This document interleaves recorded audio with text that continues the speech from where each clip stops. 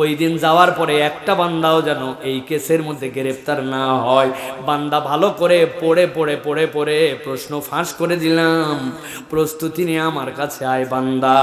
আমি আমার একটা বান্দাকেও আলো হারানোর জন্য তৈরি করি নাই, আমি আলো দিতে চাই, কিন্তু তুই যদি এই 4টা কাজ করিস বান্দা ওই দিন আলো পাবি না।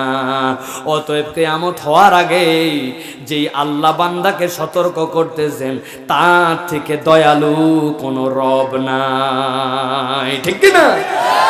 আল্লাহ রাব্বুল আলামিন বলছেন ওয়ালাকিন্নাকুম ফাতানতুম আনফুসাকুম وتربصتم وارتبتم وغرتكم الأماني حتى جاء أمر الله।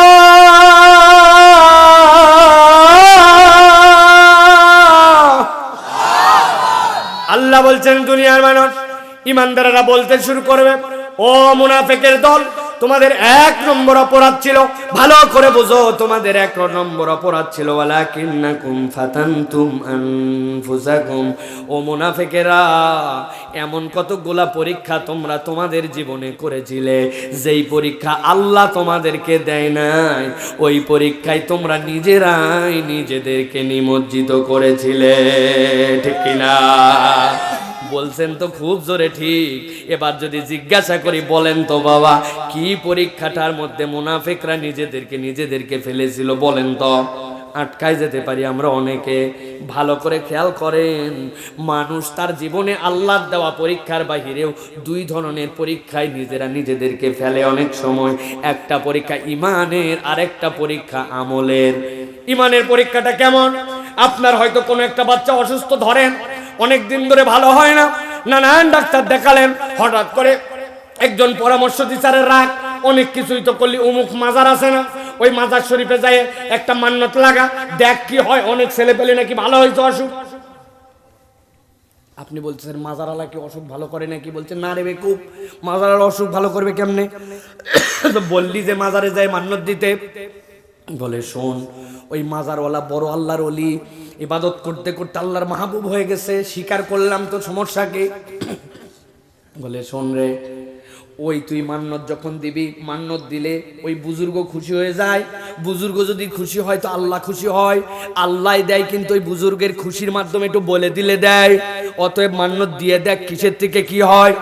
আপনিও চলে গেছেন দৌড়ায় মান্নত দেওয়ার জন্য। ভালো করে জেনে রাখেন, আপনি যদি এই কাজ করেন, আপনার ঈমান আর আবু জেহেলের ঈমানে পার্থক্য নাই। আবু জেহেলকে জিজ্ঞাসা করছে, লাতুজ্জামানা থবলের কাছে কেন যাও? বলছে আমরা এমনি এমনি যাই না তো, লিউকাররাবুনা ইলাল্লাহি যুলফা। ওই তো ওদের লাতুজ্জামানা থবলের কিছুই করার নাই। করে কি? বলে ওদের কাছে গেলে মান্নত দিলে ওই লাত আল্লাহর প্রিয় একজন পয়গম্বরের প্রতিকৃতি, মানাত হচ্ছে আল্লাহর উমুক ফেরেশতার প্রতিকৃতি, ওরা আল্লাহর প্রিয়, ওদেরকে দিলে ওরা খুশি হয়, ওরা খুশি হলে আল্লাহকে বলে দেয়, আল্লাহ দেয়, কিন্তু ওদের মাধ্যম দিয়ে দেয়। আল্লাহ বলছেন ওয়াহুম মুশরিকুন, এই ঈমানের কারণে তারা মুশরিক। অতএব আপনাকে আল্লাহ পরীক্ষা দেয় নাই, কিন্তু আপনি নিজে নিজেই পীর বুজুর্গ মান্নত উমুক তুমুক কবর মাজার এইগুলাতে আপনি মান্নত লাগায়া আল্লাহর সাথে চাওয়ার মাধ্যম বানায়া আপনি আপনার ঈমান হারা হচ্ছেন। এই ঈমান যদি আপনার থাকে আর এটা বিশ্বাস করেন, তাহলে আপনার হাসর নাসর আর আবু জেহেলের হাসর নাসর একসাথে হতে পারে, ঠিক কিনা? এরকম মুসলমান আছে কিনা? এই পরীক্ষা কি আল্লাহ দিয়েছে ওনারে?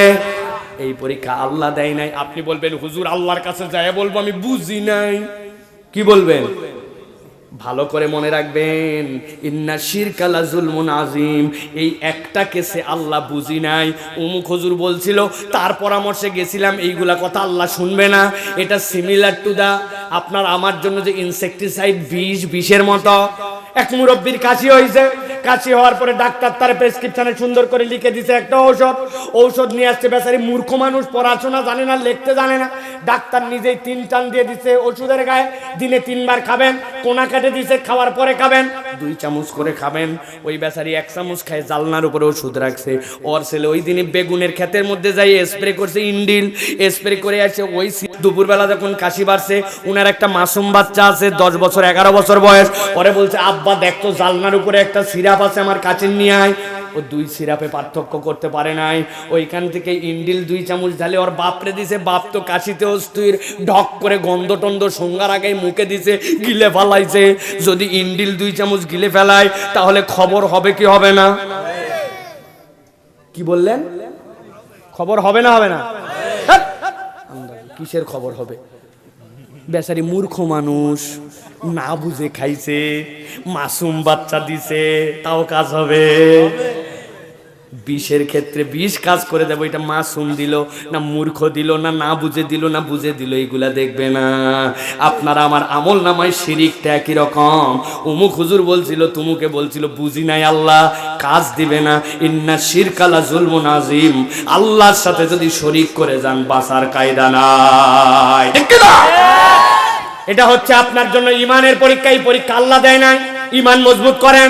হুজুরের কাছে যাবেন শেখার জন্য, পীর সাহেবের কাছে যাবেন সুন্নত শেখার জন্য, কোরআন হাদিস শেখার জন্য। আপনার পীর সাহেব আপনারা তরায় নিবে না। ঠিক না? পীর নিজেই বাঁচবে কি বাঁচবে না তার কোনো ঠিক নাই, আর আপনারে তরাবে কোত্থেকে? এত সহজ? ওই দিন সব পয়গম্বররা পর্যন্ত মুহাম্মদ সাল্লাল্লাহু আলাইহি ওয়াসাল্লাম ছাড়া সব পয়গম্বর ইয়ানফসি করবে। আপনার পীর সাহেবের গুনার সময় আছে নাকি? বন্ডামু বাদ দেন। আমরা পীরের কাছে যাব, শাইখের কাছে যাব, ওস্তাদের কাছে যাব দিন শেখার জন্য, জ্ঞান নেওয়ার জন্য, আল্লাহ পাওয়ার পথ দেখানোর জন্য। কিন্তু উনি আর আমার মধ্যে, বান্দার আল্লাহর মধ্যে উনি ভায়া মাধ্যম নন। এইটা হিন্দুদের বিশ্বাস, মুসলমানদের নয়। ঠিক না? এটা 1 নম্বর। তাহলে আল্লাহ বলছেন ওয়ালাকিন্নাকুম ফাতানতুম আনফুসাকুম, টু দা পয়েন্ট থাকেন। আলো হারাবার 1 নম্বর কারণ আপনি এমন পরীক্ষায় ফেলেন নিজেকে যেই পরীক্ষা আল্লাহ দেয় নাই। এটা একটা পার্ট। আরেকটা পার্ট আরো ভয়ঙ্কর। আমি একদম বাস্তব উদাহরণ দেই। বাপ বলছে, চাচা বলছে, এলাকার মুরব্বী বলছে, বাপ ওই ছেলেটার সাথে তুই ঘুরিস না কেন? কয় আমি দেখছি ওই বিড়ি খায়, এই বিড়িখোরের সাথে ঘুরিস না। কয় ও বিড়ি খাইতে পারে, আমি বিড়ি খাই না। গরম মারছে বিড়ি খাই না বলে। কিন্তু 1 দিন 2 দিন 10 দিন ওই ছেলের সাথে চলতে চলতে আস্তে করে 1 ফুঁক 2 ফুঁক দিতে দিতে বিড়ি খাওয়া শিখে গেছে। কিছুদিন পরে ও গাঁজা খাওয়া শিখছে, ও গাঁজা খাওয়া শিখছে। কিছুদিন পরে যখন ঈদ আসছে, 12 মাসই তো বিড়ি আর গাঁজা খায়, ঈদের সময় এই দুটার মধ্যে থাকলে হয় নাকি? এবার একটু ফেন্সি খায়, এবার একটু ডাল খায়, এবার একটু হুইস্কি খায়। আস্তে আস্তে করে নেশাখোর হয়ে গেছে। পাবনায় হাসে কিনা জানি না, আমাদের ঢাকায় এরকম হাজার হাজার সুসন্তান খারাপ বন্ধুর সাথে মিশে এখন পিতা মাতা দেশ জাতির মাথা ব্যথার কারণ হয়ে গেছে। ঠিক না? এই পরীক্ষা কি আল্লাহ দিছিল আপনারে? আপনি কেন আপনার বুদ্ধি খাটায় খারাপ মানুষের থেকে দূরে থাকলেন না? কেন তারে আপনি বন্ধু বানালেন? আল্লাহ রাব্বুল আমিন বলছেন ওয়ালাকিন্নাকুম ফাতানতুম আনফুসাকুম, কিয়ামতের দিনে আসার পরে আলো পাবে না। তার অন্যতম কারণ তুমি নিজেই নিজেকে খারাপ পরিবেশের মধ্যে ফেলছো। পাবনা শ্যামনগর এই অঞ্চলে এরকম যুবক আছে কিনা? কথা বলেন। আছে বলা বাদ দেন, আছে বলার একটা মজা আছে।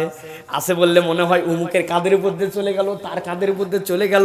আছে বলেন না, বলেন আমি কে? আছে লাগাইছে। কত ভালো বন্ধু আমি একজন, যে আমাকে দেখে আরেকজন ভালো হয়ে যাচ্ছে। কি আপনার না নিজের ভালো হওয়া লাগবে আগে, তারপরে না অন্যের হিসাব করবেন। আপনি আছে বলতেছেন আপনার কোন বন্ধুর দিকে তাকায়া? আপনি কি এমন বন্ধু হইতে পারছেন নাকি যে আপনারে দেখলে আপনার অন্য বন্ধু ইসলামের দিকে অনুপ্রাণিত হয়? হয় না তো। ঠিক না?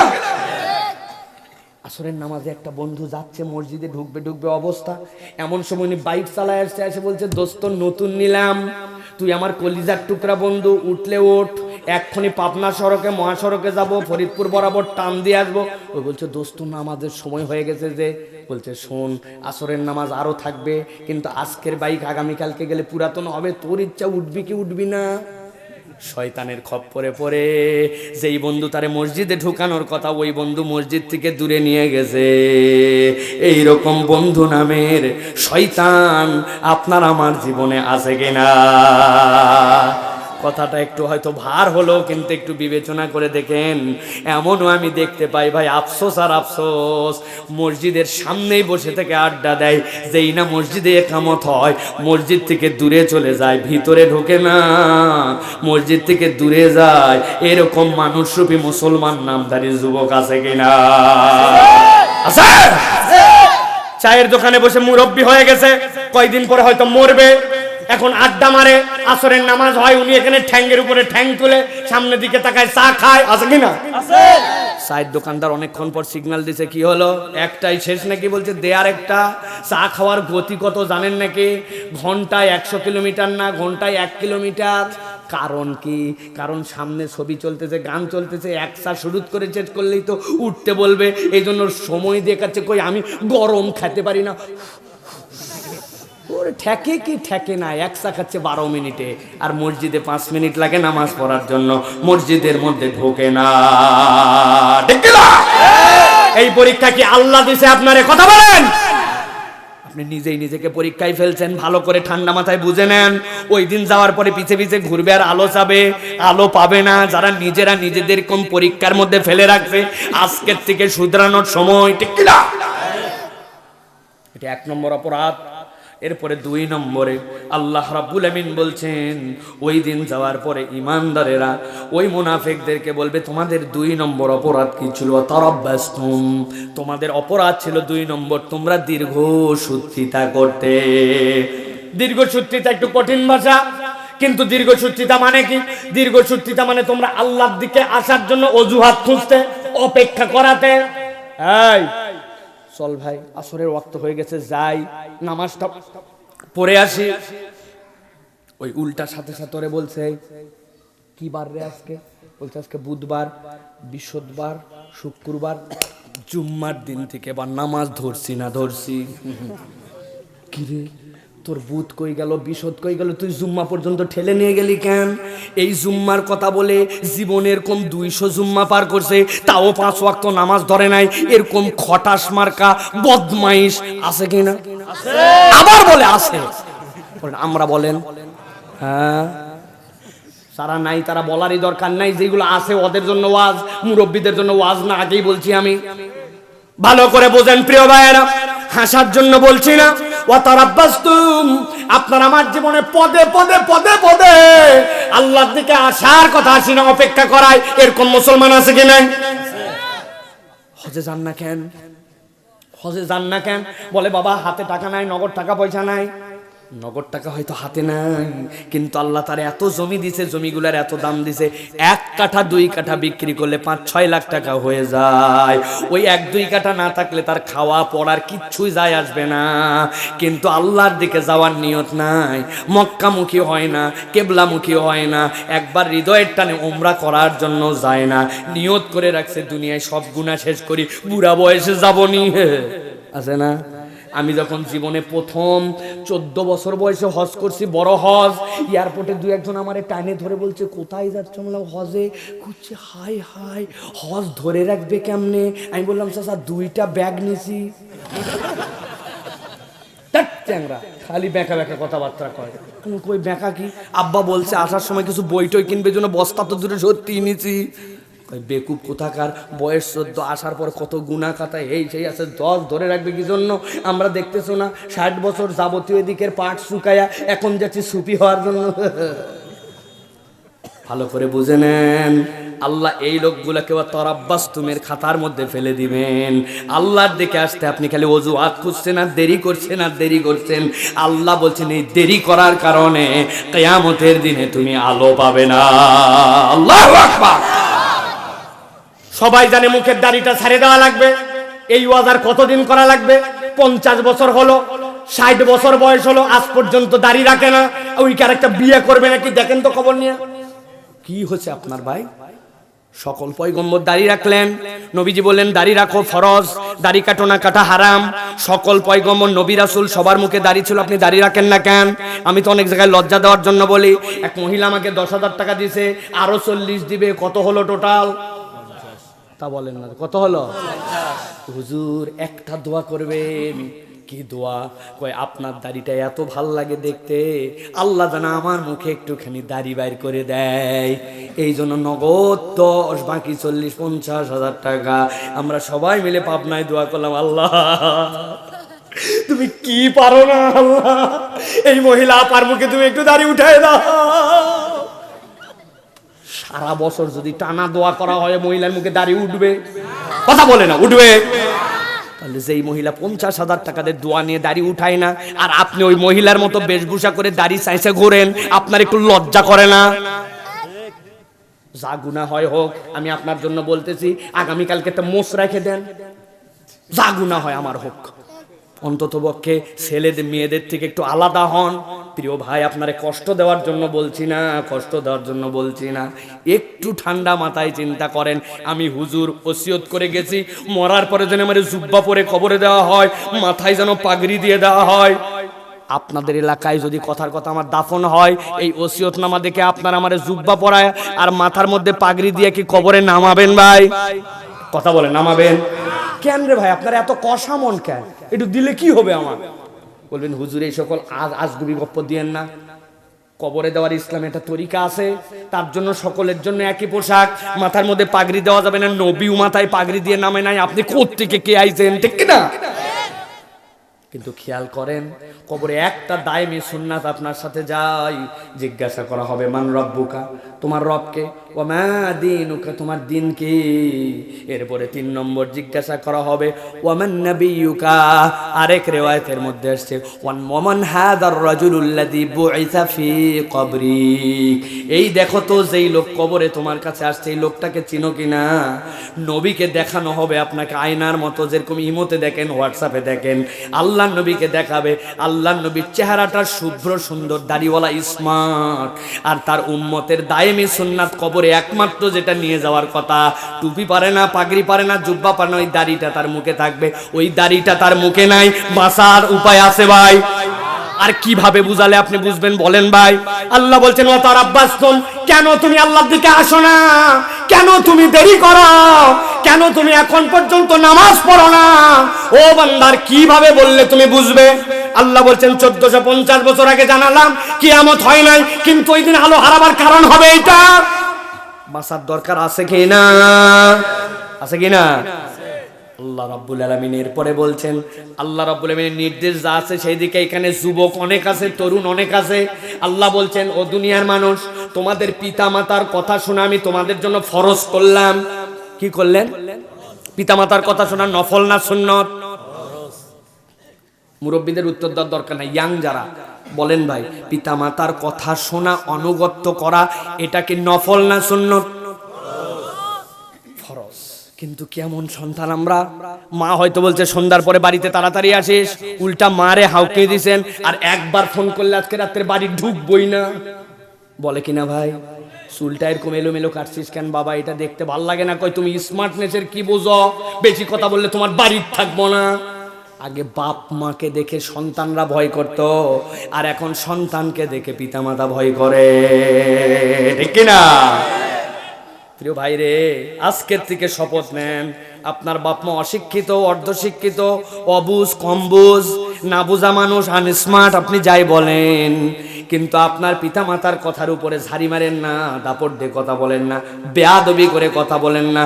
দুনিয়ার এই মোশান থাকবে না, মরার আগে আল্লাহ আপনাকে দুনিয়ার বুকে এর সুদে আসলে তুলে লজ্জিত করে আপনাকে কবরে নামাবে। বাপ মায়ের সাথে বেয়াদবি করে যে তকদিরে তার পোকা লেগে যায়, ঠিক না? বাপ মা অনেক সময় প্রকাশ করে না, কিন্তু ব্যথায় ভিতরটা, হৃদয়টা মচমচ করে, বলতে পারে না। বাপ মারে বদদোয়া করে লাগে না, হৃদয়ের যে কষ্ট ওইটুকুই আপনার জন্য তকদিরে খারাপ। আপনি দেখবেন অনেক টাকার সুখ পাবেন না, দেখেন আপনি যদি বেয়াদবি করে লিখে নেন, সাইফুল্লাহ ভাই কথা বলছিল, আপনি নিজের জীবনে পাবেন।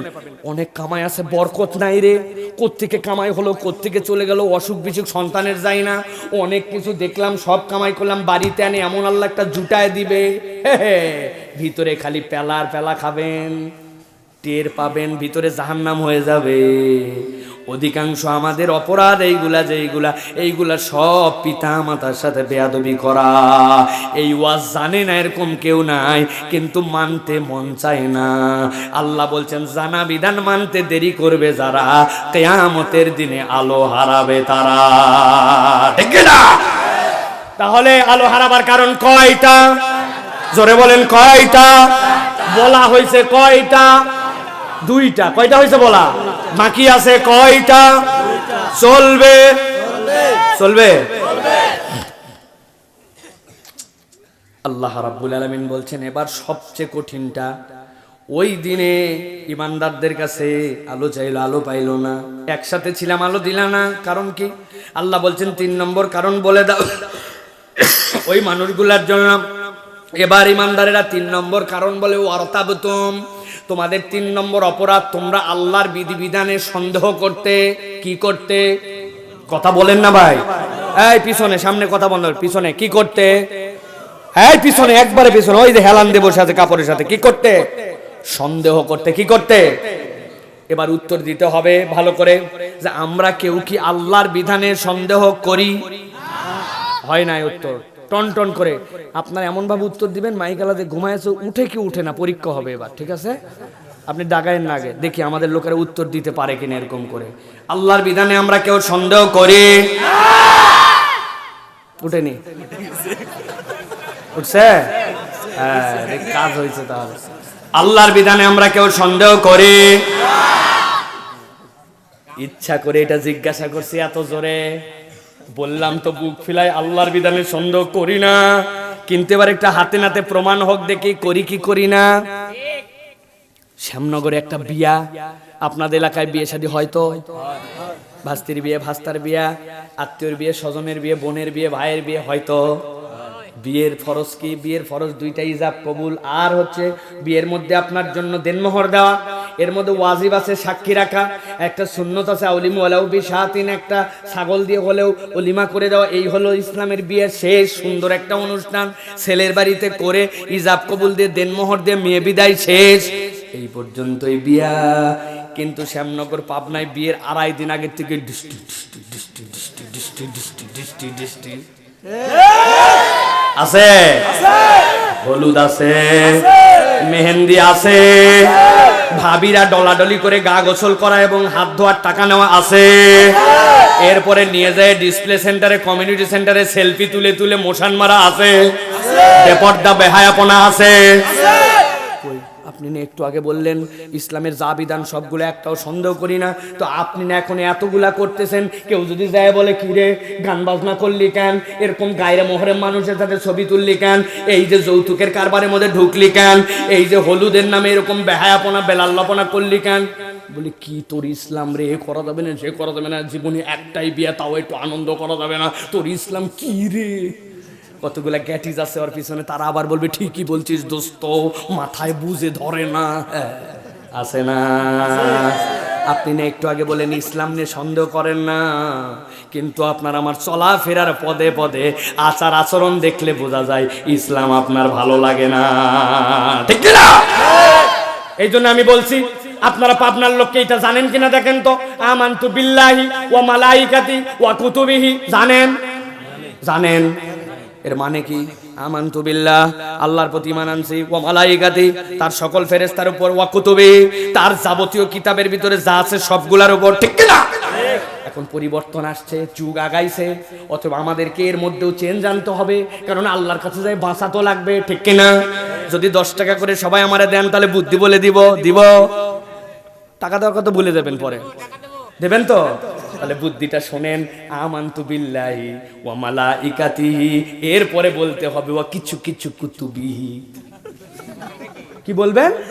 কিছু কিছু কুতুবিহি, মানে আমার মন যতটুকু চাই অতটুক আমি মানি, আর যতটুক আমার মন চায় না অতটুক মানি না। আল্লাহ আগেই বলছি, কিন্তু আমি বাটাম একটাও মাটিতে পড়বে না, সবগুলা ডবল বাটাম হবে, ঠিক কি না? 10 টাকা আমারে দিচ্ছেন, ধান্দা হুজুর সহ একদম ধোলাই হবে, ঠিক কি না? এই জন্য প্রিয় ভাইয়েরা, ওয়ারতাবতুম, ঠান্ডা মাথায় বুঝে নেন, ইসলামের কোনো বিধান নিয়ে আপনি মন্তব্য করতে পারবেন না। আপনার বুঝে ধরলে ভালো, না ধরলে আলো ভালো, এতে কিচ্ছু যায় আসে না। আল্লাহ যা দিয়েছেন তাই ঠিক, এইটার প্রতি ঈমান আনার নাম হচ্ছে মুসলমান, ঠিক না? হুজুর ওয়াজ করবে নামাজ রোজা, আপনার খুব মজা মজা লাগবে, কিন্তু হুজুর যেই বলবে চোরের হাত কাটারও বিধান আছে, জেনা করলে তার জন্য রজমের বিধান আছে, ইসলামের রাষ্ট্রের পরিচালনার পদ্ধতি আছে, রাষ্ট্রপ্রধান হলে তার জন্য আল্লাহ 4টা দায়িত্ব দিয়েছেন, এটা আদায় করার হুকুম আছে। বলে হুজুরকে মনে করছিলাম কোন দলের না, এখন থেকে এই হুজুরও দলের, আছে না? আপনি আল্লাহর কথা বললে, কমপ্লিট কোড অফ হিউম্যান লাইফের কথা বললে, কোরআনের বিধান নিয়ে কথা বললে, আপনি তখন হুজুরকে দলের অজুহাতে খোঁজেন, তার মানে আল্লাহর বিধানে আপনার সন্দেহ আছে, ঠিক না? এত বড় দাড়ি টুপি জুব্বা কাজ দিবে না, ওইখানে যাওয়ার পরে বাটাম একটাও মাটিতে পড়বে না।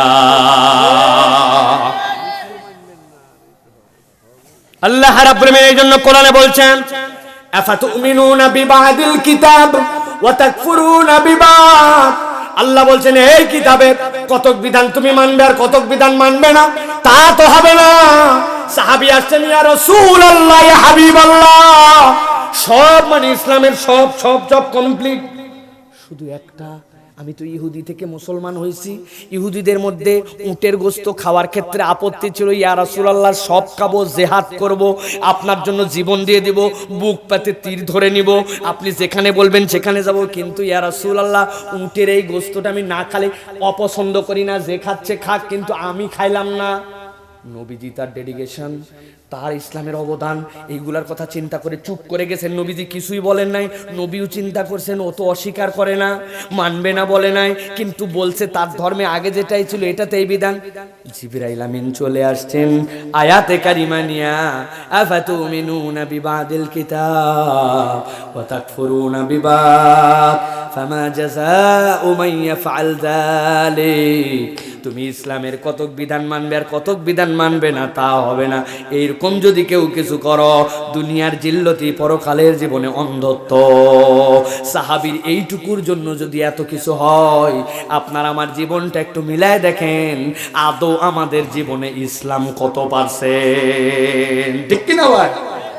দুনিয়ার মোহে আমরা একদম দুনিয়াদার হয়ে গেছে একবারে। বড় বড় বুজুর্গ, এত বড় বড় দাড়ি, মহিলারা পর্যন্ত এখন এই কারবারে যোগ দিছে, মহিলারা পর্যন্ত এখন টাকা লাগায়, দাদনের ব্যবসা করে, আছে না ভাই? কই বাড়িতে বসে থেকে কি হবে, বউয়ে 5,000 টাকার পুঁজি দিছি, খাটাচ্ছে। কয় হুজুর আর বলেন না হুজুর, আগে যেটা ছিল সেটা ভিন্ন কথা, ওইটা ছিল সুদ, এখন উহাই মুনাফা, আছে না? আমার সবচেয়ে মজার বর্ণনা, সব জায়গায় আমি বলি মগজ ধোলাই দেওয়ার জন্য, আসরের নামাজের পরে মুরব্বির কাছে গেছে, এত বড় দাড়িওয়ালা জুব্বাওয়ালা চাচা, 1,000 টাকা দেন, আমার বাচ্চাটা অসুস্থ, একটু ডাক্তার দেখাবো। বলছে, এই ভাস্তা, হাতের টাকা নাই, যা। বলছে, চাচা দেন না চাচা, আমি তো জানি আপনি দিয়ে থাকেন। করছে, বললাম না হাতের টাকা নাই। খানিকক্ষণ পরে বলছে, চাচা মনে করছেন আমি এমনি নিব, 1,000 টাকা আজকে দেন আপনি, শুক্রবারে, আগামী মঙ্গলবার দিন আল্লাহ বাঁচালে 1250। বলছে, বেকুব, মানুষের হাতের টাকা থাকে, ঘরের চল। ঘরে নিয়ে চলে গেছে, যাই 1,000 টাকা দিয়ে আবার বলতেছে, শোন, যদি আরো লাগে বল, তো চাচির কাছে আরো 3,000 আছে, তবে যা করবি তাড়াতাড়ি কর, মাগরিবের ওয়াক্ত হয়ে যাচ্ছে, আমি মসজিদের যাই কিন্তু জামাত ধরবো। আসরের নামাজ পড়ে এসে দাদনে টাকা লাগায়া মাগরিবের নামাজ আবার জামাতে ধরতে চায়। এরকম কতগুলা দাড়ি টুপিওয়ালা বুড়া শয়তান আছে কিনা? আছে। পাবনায় আছে? আছে। আপনাদের এলাকায় আছে? দাদনে টাকা লাগায়, সুদে টাকা লাগায়, আছে? আছে। আল্লাহর কাছে যান, তারপরে টের পাবেন। ওয়ার তাবতুম, তুমি নামাজের ইসলাম মানছিলে, রোজার ইসলাম মানছিলে, আর তুমি মনে করছো সুদে টাকা লাগালে কি হয়, এটা না লাগালে এখন চলে নাকি? আল্লাহ বলছেন, আল্লাহর বিধান সন্দেহ করার নামান্তরে এইটা, এইরকম লোক আল্লাহর কাছে আলো পাবে না। অতএব এই তালিকার থেকে আমাদেরকে বেরোতে হবে, ঠিক না? সর্বশেষ 4 নম্বরে আল্লাহ রাব্বুল আলামিন বলছেন, ওই মানুষগুলার কাছে ইমানদাররা 4 নম্বর অপরাধ বলবে, ওয়া গররাতকুমুল আমানি হাত্তা জা আমরুল্লাহ ওয়া গররাকুম বিল্লাহিল গুরুর। আল্লাহ বলবেন ওই দিনে আর একটা শ্রেণী ছিল দুনিয়ায়, যাদের চোখের উপর দিয়ে শয়তান একটা পর্দা দিয়ে দিয়েছিল। ওরা আল্লাহর বিধানের মধ্যে ভুল দেখতে পাইতো, আল্লাহকে ভুলে গিয়েছিল। শয়তান এমন ভাবে তার চোখের সামনে চাকচিক্য দিয়েছে, পরকালমুখী জিন্দেগি ছেড়ে আল্লাহকে ভুলে সে কেবলমাত্র দুনিয়ায় মত্ত হয়ে গেছিল। একটু ভালো করে যদি আপনি চিন্তা করেন তাহলে দেখতে পাবেন, যারা দুনিয়ার বুকে আল্লাহর বিধানে ভুল ধরে, আসলে আল্লাহর বিধানে কোনো ভুল নাই। আল্লাহর বিধানে ভুল ধরে যারা, তাদের অন্তর আর চোখের উপরে শয়তানের পর্দা পড়ে গেছে, ঠিক না? ঠিক বলছেন না বুঝে? এবার বলবেন বুঝে। আমি ছোটবেলায় আব্বার সাথে ঈদগাহে যাচ্ছিলাম, আমার আলোচনা কিন্তু শেষ। ঈদগাহে আব্বার সাথে ঈদগাহ থেকে যখন ফেরত আসতেছি, আসার সময় আপনাদের এলাকায় আছে কিনা, আমাদের এলাকায় ছিল বেলুনওয়ালা, আছে ভাই, বাঁশিওয়ালা, ঘূর্ণিওয়ালা, দেখছেন বাঁশের মধ্যে সুন্দর করে উপর দিকে খেয়ার লাগায়, ওর মধ্যে ঘূর্ণি ঢুকায়, বেলুন ঢুকায়া ওর মধ্যে বড় বড় সুন্দর সুন্দর বাঁশি ঢুকায় বিক্রি করে, দেখছেন আপনারা। বেলুনওয়ালা সারাদিন যদি খালি বেলুন বিক্রি করবে, কেমনে জানাবে কেমনে মানুষে? ও বুদ্ধি বার করছে, বেলুন একটা নিয়ে বাঁশি যেটা ফু দিলেই বাজে, ওইটার বাঁশি ঘুরাই দিছে, দিয়ে মাথার মধ্যে বেলুন লাগাইছে, দিয়ে দিকে ফু দিছে, দিয়ে দিয়ে বেলুন ফুলছে। এখন উল্টা দিকে যখন হাওয়া বের হয় তখন এই মাথার মধ্যে নখ দিয়ে ধরে রাখে, আর আস্তে করে সারে যখন